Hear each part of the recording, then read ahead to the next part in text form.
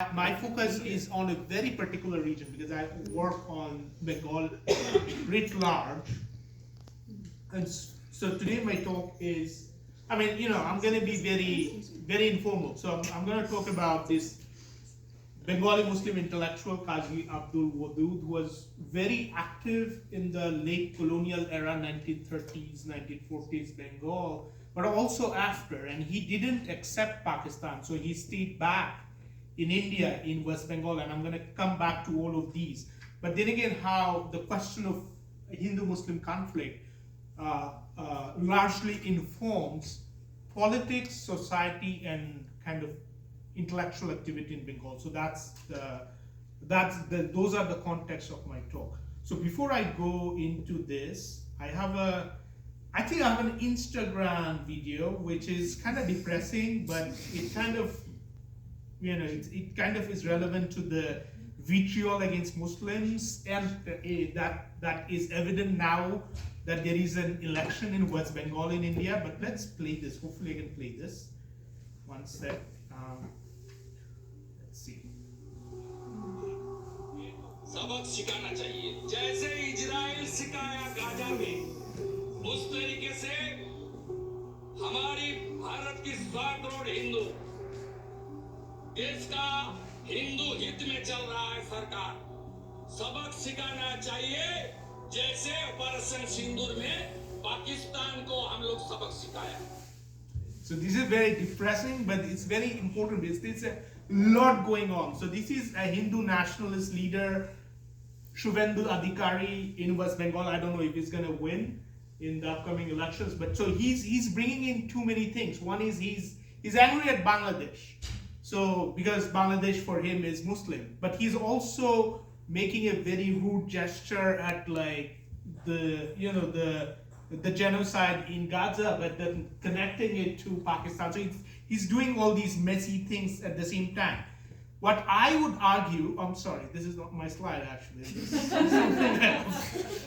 And I will have to go back to my slide. So I think this is my slide. Oh yes, I'm in the right place. So what I will argue is that within Bengal, this propensity towards fundamentalisms in both sides of Bengal, in contemporary Bangladesh and in India, is massive. So these are some of the preachers that are very popular in Bangladesh, and I'm just this is the contemporary picture. But this should not have been, this should not be the case if we look at history, and that is what the focus of my talk is, or my project is, which is how in the late 19th century there is a very robust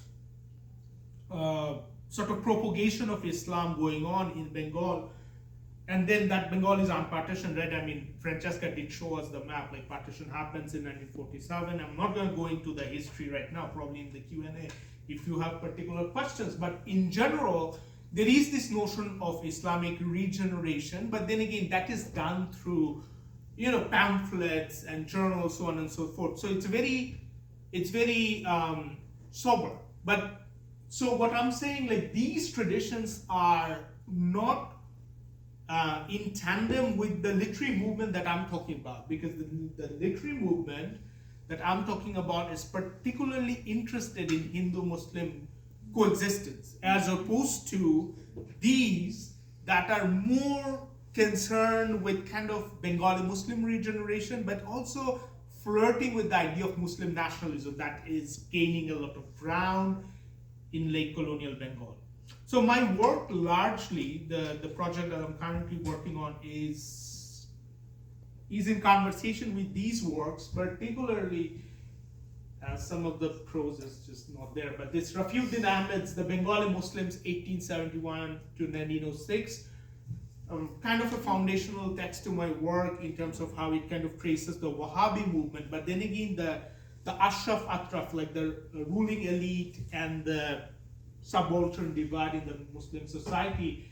But the third work, Nilesh Boshe's Recasting the Region, it is a major work in terms of tracing the literary traditions that are also engaging this question of Hindu-Muslim divide and these works are again eventually informing my work on the intellectual Qazi Abdul Wadud, but then again the literary movement, which is known as Muslim Sahitya Samaj or Bengali Literary Society, and there were other proponents besides Wadud to this movement.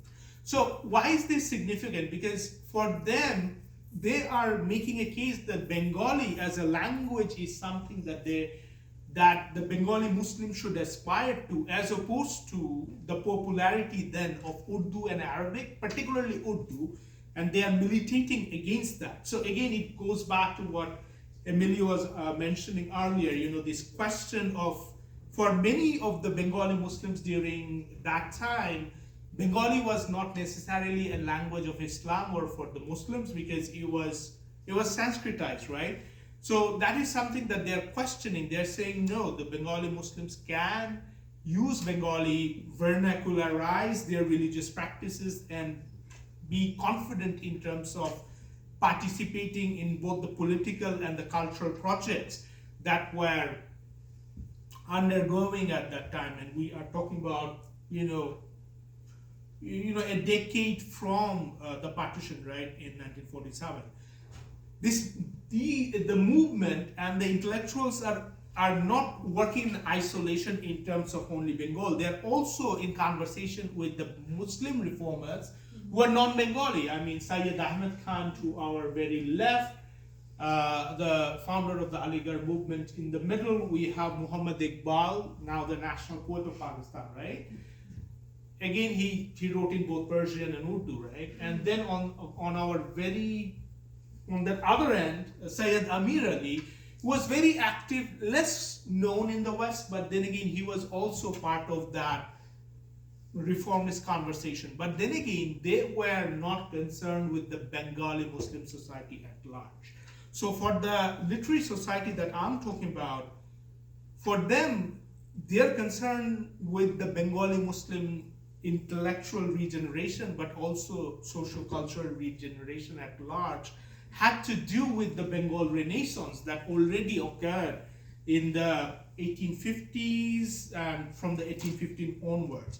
Now, with the Bengal Renaissance, something that we have to remember, again, it has to do with the Bengal Hindu-Muslim conflict, is that these proponents, especially Ram Mohan Roy and Tagore in general, are foundational to Indian nationalism, right? So it is quite interesting that the literary society is also in conversation with them.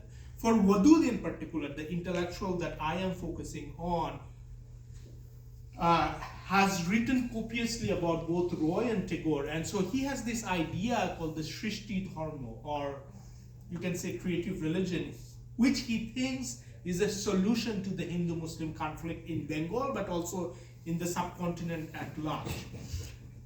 So what I'm doing I have one more slide left, and what I'm doing here in this particular project that I'm working on is I'm looking at the Muslim Literary Society, which I've already talked about.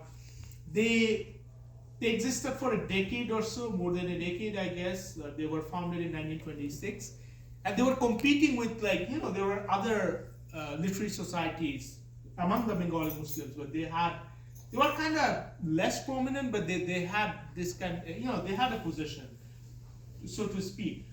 They had a mouthpiece, which was a journal titled, journal they named Shikha, or like Flame in Bengali. There were 5 editions to the journal. So the first one was in 1927. The last one was published in 1931, and then they petered out. They had lack of funding, etc., a lot of problems, and also lack of readership. The Bengali Muslims, the broader society, was still not comfortable reading literary works. So a lot of the contributors to this journal are addressing that why you should read literature in the vernacular. So finally, the society was able to kind of break free of the elite, the Ashraf hold on the cultural scene, and they were able to kind of bring in the broader growing middle class into this literary fold, And one of the result is, I have this picture, is the emergence of Qazi Nazrul Islam, which you can see he has long hair, right? He's sitting on that, he's sitting on that, that end. A major, I mean, he's considered that he's the national poet of Bangladesh, but he's considered a major Bengali Muslim literary figure who emerged through this kind of conflicts and convergences. Thank you.